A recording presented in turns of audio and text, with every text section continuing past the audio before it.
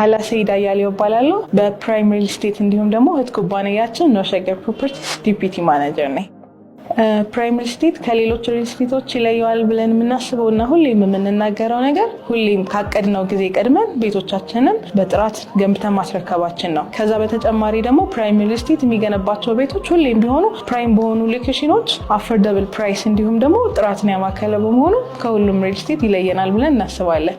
የፕራይም ሪል ስቴት ዓላማ ምንድነው? ሁሉም ሀገሪቷ ውስጥ የሚኖሩ ህዝቦች አፎርደብል በሆኑ ፕራይስ እንዲሁም ደግሞ ጥራቱን በጠበቀ መልኩ በድጋሚ ፕራይም በሆኑ ሎኬሽኖች ላይ ጥረት ያለብንን የቤት ችግር ለመቅረፍ ነው እንግዲህ የምንሰራው ማለት ነው። ፕራይም ሪል ስቴት ከሌሎች ሪል ስቴቶች ለየት ያደርገናል ብዬ የማስበው ነገር እያንዳንዱን ፕሮጀክቶቻችንን ስንጀምር በበቂ የሰው ኃይልና የበጀት ዝግጅት ነው የምንጀምረው ማለት ነው።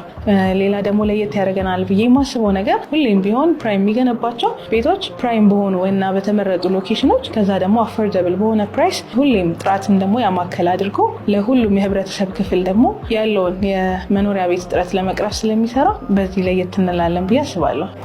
አሁን ከረንትሊ ያሉን ፕሮጀክቶች በእርግጥ ሽያጩ በመጠናቀቅ ላይ ቢሆንም ቦሌ ሚሊኒየም 7ኛ በር ጋር የሚገኘው አንዱና ትልቁ ሳይታችን ነው ማለት ነው። ቦሌ ሚሊኒየም ጀርባ የሚገኘው ትልቁ ሳይታችን ፕራይም ሪል ስቴት የግንባታ ሁኔታ አሁን 85% ተጠናቆ ወደ ፊኒሺንግ ስራ ላይ እንገኛለን ማለት ነው። አሁን ደግሞ እየሰራን ያለነው አዲሱ ላውንች ያደረግነው ሳይታችን በቦሌ ጃፓን ኤምባሲ አካባቢ የሚገኘው ሳይታችን ነው ማለት ነው። እሱንም በአጭር ወራት ያክል ጊዜ ውስጥ ሾሪንግ እንዲሁም ማለትም የአፈር ማጠናከሪያ ስራዎቻችንን ጨርሰን ቁፋሮ ጨርሰን ማስ ኮንክሪት በመስራት ላይ እንገኛለን። እሱንም ደግሞ በአጭር ጊዜ ውስጥ ለማስረከብ ያለንን ሙሉ አቅም ተጠቅመን እየሰራን ነው።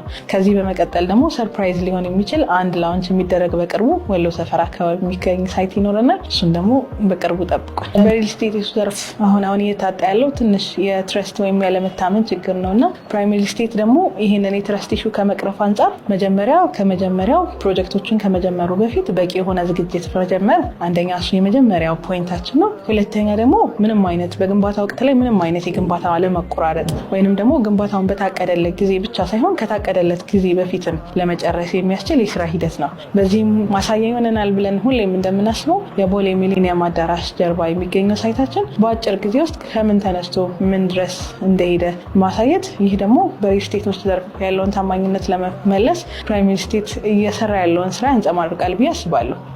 ደንበኞች ፕራይም ሪል ስቴት ላይ ኢንቨስት ቢያደርጉ ይጠቀማሉ ብዬ የማስባቸውን አንዳንድ ፖይንቶች ተጠራርጌ ለመግለጽ ያክል ኢንቨስት ቢያደርጉ ፕራይም ሪል ስቴት ላይ ልክ እንደማሳያና ሁሌም እንደምሳሌ ከምወስደው ከፕራይም ቦሌ ሚሊኒየም ሳይታችን ተነስተን ነው። ፕራይም ቦሌ ሚሊኒየም ሳይታችን አሁን መጀመሪያ ላይ ለሽያጭ ሲወጣ የነበረውን ዋጋና አሁን ላይ ያለውን የዋጋ ልዩነት ስናይ ፕሮፐርቲያቸው ሁሌም ቢሆን በ2 እና በ3 እጥፍ እያደገ ይሄዳል። ይህ እንዲሆን ያደረገው ደግሞ በአጭር ጊዜ ውስጥ መገንባቱ ነው ማለት ነው። ሁለተኛ ደግሞ ከምንም በላይ ሰው ልጅ ሊጠቀማል ብዬ የማስበው ሜንታሊ ስለሆነ የአንድን ሰው ትረስት ወይም ቤተሰባዊነት ከኛ ጋር አብሮ ቤት ብቻ ሳይሆን ቤተሰባዊነትን ስለሚሸምቱ ብዙ ጥቅም ያገኛሉ ብዬ አስባለሁ። ለደንበኞች ማስተላለፍ የምፈልገው መልእክት አሁን ላይ አዲስ ላውንች ያደረግነውን የቦሌ ጃፓን ሳይታችን ላይ እስከ 25% ድረስ የሚደርስ ልዩ ዲስካውንት ስላደረግን መተው እዛ ላይ ኢንቨስት እንዲያደርጉ እንዲሸምቱና እንዲደሰቱ ለመጋበዝ እፈልጋለሁ። አመሰግናለሁ።